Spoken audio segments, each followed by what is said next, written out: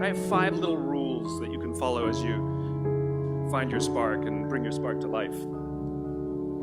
The first is to go after the things that you want. The rule is you can go after whatever you want. You just cannot deny anyone else to go after whatever they want. So the point is you don't have to wait in line. You don't have to do it the way everybody else has done it. You can do it your way. You can break the rules. You just can't get in the way of somebody else getting what they want. That's rule number 1. Rule number 2. I like this one. In the 18th century, there was something that spread across Europe and eventually made its way to America called puerperal fever, also known as the Black Death of childbed. Basically what was happening is women were giving birth and they would die within 48 hours after giving birth. This Black Death of childbirth was the ravage of Europe, and it got worse and worse and worse over the course of over a century. In some hospitals, it was as high as 70% of women who gave birth who would die as a result of giving birth. But this was the Renaissance. This was the time of empirical data and science, and we had thrown away things like tradition and mysticism. These were men of science, these were doctors.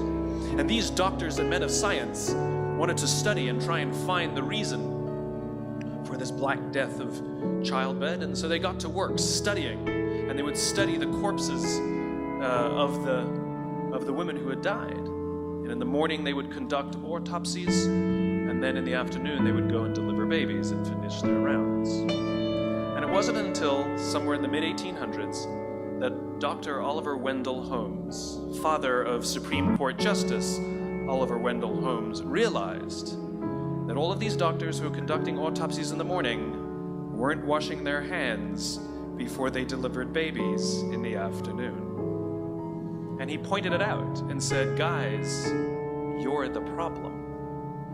And they ignored him and called him crazy for 30 years.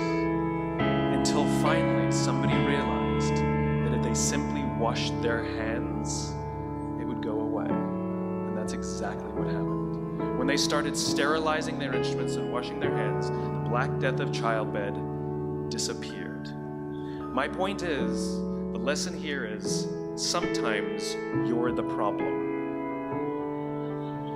We've seen this happen all too recently with our new men of science and empirical studiers, these men of finance, who are smarter than the rest of us until the thing collapsed. And they blamed everything else except themselves. And my point is take accountability for your actions. You can take all the credit in the world for the things that you do right, as long as you also take responsibility for the things you do wrong. It must be a balanced equation. You don't get it one way and not the other.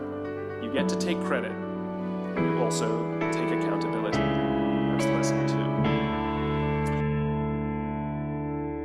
Lesson 3, take care of each other. The United States Navy SEALs are perhaps the most elite warriors in the world. And one of the SEALs was asked, who makes it through the selection process? Who is able to become a SEAL? And his answer was, I can't tell you the kind of person that becomes a SEAL. I can't tell you the kind of person that makes it through BUD/S. But I can tell you the kind of people who don't become SEALs. He says the guys that show up with huge, bulging muscles covered in tattoos who want to prove to the world how tough they are, none of them make it through.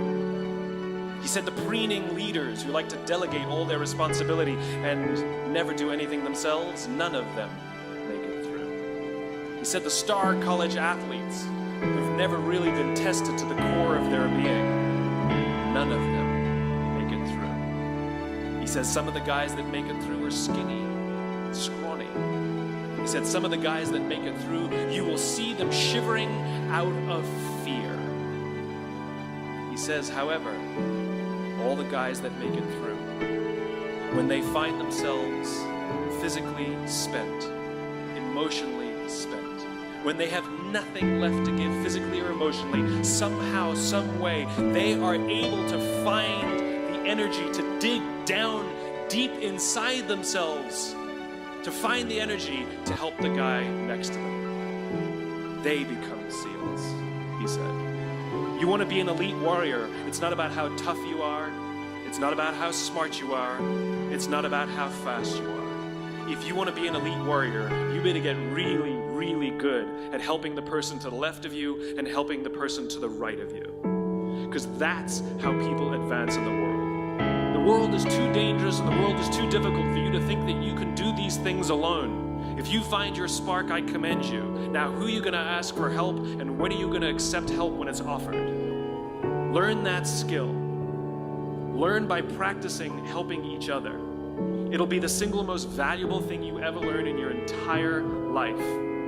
To accept help when it's offered and to ask for it when you know that you can't do it. The amazing thing is, when you learn to ask for help, you'll discover that there are people all around you who always wanted to help you. They just didn't think you needed it because you kept pretending that you had everything under control.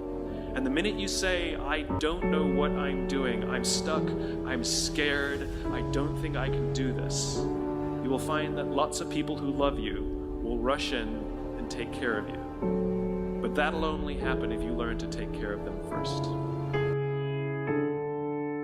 Lesson 4. Nelson Mandela is a particularly special case study in the leadership world because he is universally regarded as a great leader. You can take other personalities, and depending on the nation you go to, we have different opinions about other personalities. But Nelson Mandela, across the world, is universally regarded as a great leader. He was actually the son of a tribal chief.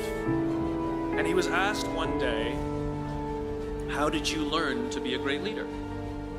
And he responded that he would go with his father to tribal meetings. And he remembers two things when his father would meet with other elders. One, they would always sit in a circle. And two, his father was always the last to speak. You will be told your whole life that you need to learn to listen. I would say that you need to learn to be the last to speak. I see it in boardrooms every day of the week. Even people who consider themselves good leaders, who may actually be decent leaders, will walk into a room and say, here's the problem, here's what I think, but I'm interested in your opinion, let's go around the room. It's too late. The skill to hold your opinions to yourself until everyone has spoken does two things. One, it gives everybody else the feeling that they have been heard. It gives everyone else the ability to feel that they have contributed. And two, you get the benefit of hearing what everybody else has to think before you render your opinion. The skill is really to keep your opinions to yourself. If you agree with somebody, don't nod yes. If you disagree with somebody, don't nod no. Simply sit there, take it all in, and the only thing you're allowed to do is ask questions so that you can understand what they mean and why they have the opinion that they have. You must understand from where they are speaking, why they have the opinion they have, not just what they are saying. And at the end, you will get your turn. It sounds easy, it's not. Practice being the last to speak. That's what Nelson Mandela did. Number 5, my favorite one of all, true story. There was a former Undersecretary of Defense who was invited to give a speech at a large conference, about 1,000 people. And he was standing on the stage with his cup of coffee in a styrofoam cup, giving his prepared remarks with his PowerPoint behind him. And he took a sip of his coffee and he smiled and he looked down at the coffee. And then he went off script. And he said, you know, last year I spoke at this exact same conference. Last year I was still the undersecretary. And when I spoke here last year, they flew me here business class. And when I arrived at the airport, there was somebody waiting for me to take me to my hotel. And they took me to my hotel and they had already checked me in and they just took me up to my room. And the next morning I came downstairs and there was someone waiting in the lobby to greet me and they drove me to this here same venue. They took me through the back entrance and took me into the green room and handed me a cup of coffee in a beautiful ceramic cup. He says the lesson is, the ceramic cup was never meant for me. It was meant for the position I held. I deserve a styrofoam cup. Remember this. As you gain fame, as you gain fortune, as you gain position and seniority, people will treat you better. They will hold doors open for you. They will get you a cup of tea and coffee without you even asking. They will call you sir and ma'am, and they will give you stuff. None of that stuff is meant for you. That stuff is meant for the position you hold. It is meant for the level that you have achieved of leader or success or whatever you want to call it. But you will always deserve a styrofoam cup. Remember that. Remember that lesson of humility and gratitude. You can accept all the free stuff. You can accept all the perks. Absolutely, you can enjoy them.